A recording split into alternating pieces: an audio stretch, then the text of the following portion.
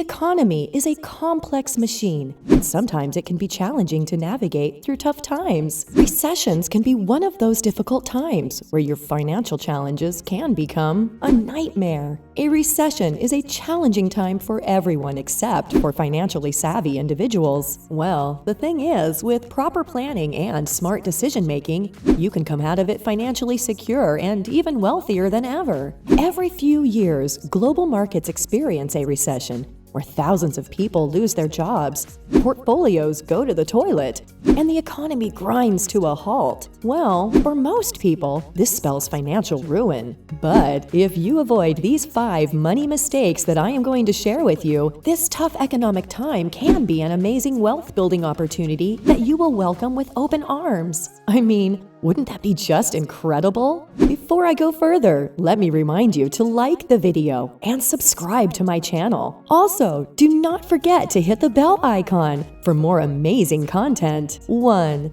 Not having an emergency fund. This is one of the most problematic mistakes that can leave you in worse condition, especially during a recession period. Remember when you were young and your parents used to tell you to set aside some money for a rainy day? Well, there is no bigger rainy day event than having a recession. Sadly, most people did not pay attention to their parents' advice, and now they are nowhere near prepared enough to face a recession. According to an estimate, nearly 47% of Americans could not handle an emergency $500 expense. The truth is, having an emergency fund is an essential part of financial planning. Now the big question, how much should you save in your emergency fund? The general rule of thumb is to save enough to cover 3 to 6 months of living expenses. That might sound like a lot, but it is better to be safe than sorry. You never know when an emergency might strike, and it's always better to be prepared. This money will act as a safety net if you lose your job or experience a sudden financial emergency. You can start by setting aside a portion of your income each month and building up your emergency fund over time. 2. Letting your skills stagnate. Napoleon Dynamite once said, "Girls only want boyfriends who have great skills." So, if you want to be a catch in the dating market and avoid recession, you better not let your skills stagnate. But what is skill stagnation? Well, it is when you stop learning and growing in your field, and your skills become outdated or irrelevant. You might be comfortable doing things the same way you always have, but the world is constantly changing, and so are the skills that employers are looking for. Recessions are the time period when businesses cannot afford to retain a large number of staff. Unfortunately, a huge number of people lose their jobs. According to a study, during the last recession in the winter and spring of 2020, more than 22 million Americans lost their jobs. I want you to consider this situation to understand the concept. Let's say that your boss has to let one employee go, and it is between you and another person. One of you shows up to work early, works late when needed, and more importantly, has a unique skill set that is nearly impossible to find in the open market, while the other person's skills are easily acquirable once the market stabilizes again.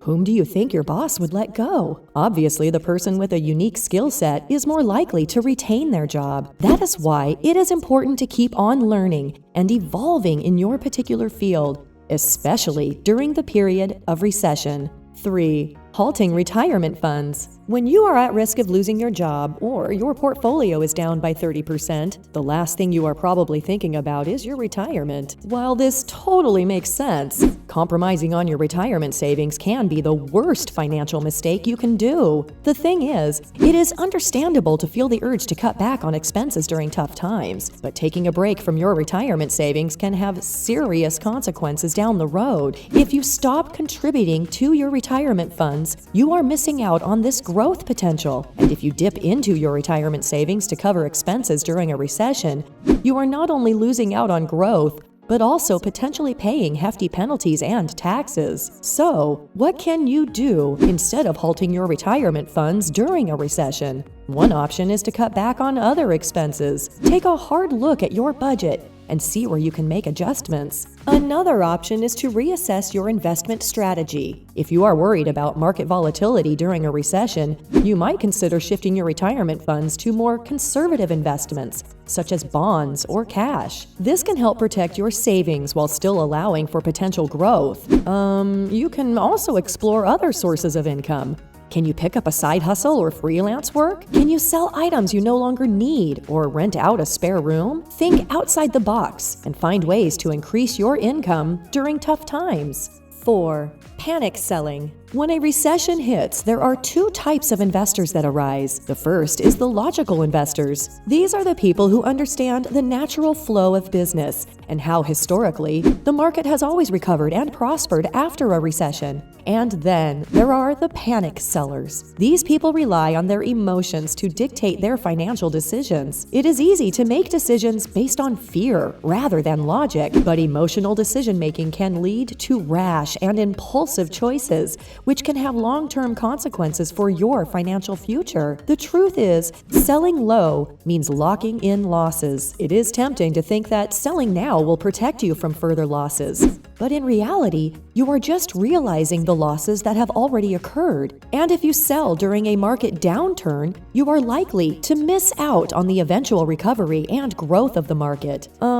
Speaking plainly, panic selling can derail your long-term investment strategy. If you sell off your investments during a recession, you are essentially abandoning your long-term goals and plans. And if you sell low and then try to buy back in when the market recovers, you are likely to miss out on the gains and end up worse off. Emotional decision-making and abandoning your long-term investment strategy can have long-term consequences. Instead, take a deep breath, reassess your strategy, and focus on what you can control. 5. Accumulating bad debt. When you hear the word recession, chances are you think of fear-inducing news headlines and job losses. Well, these are all symptoms of bad debt. But another symptom that often goes unnoticed is the accumulation of bad debt. The thing is, for most of us, debt is a matter of choice. We take debt to buy convenience through credit cards. But during the recession, credit may be the only way for most people to get by. While it may be tempting to rely on credit cards or loans to get through tough times, this can have serious consequences for your long-term financial health. For instance, the average American has roughly $6,000 of credit card debt. If only minimum payments of $100 are made against this balance, it would take 6 years to pay off, incurring over $4,500 in interest charges over that time. This huge debt can be the result of a sudden job loss or your inability to have an emergency fund for yourself. Now, during a recession, this problem can only get worse because your spending habits are obviously not optimized for a debt-free lifestyle. Regardless if you are in debt or may fall into it during a recession, the best strategy is twofold. As I mentioned earlier, look for ways to increase your income. This might mean picking up a side job or selling items you no longer need. Every little bit helps, and even a small increase in income can go a long way in reducing the need for new debt. Plus, create a budget and stick to it. This means prioritizing essential expenses, such as housing and food, and cutting back on non-essential expenses. This way, you can steer clear of playing right into the hands of the credit card companies who are eager to have you indebted to them, especially during times of economic turmoil. So that was all from today's video. I hope you liked it. Well then, see you soon in the next video.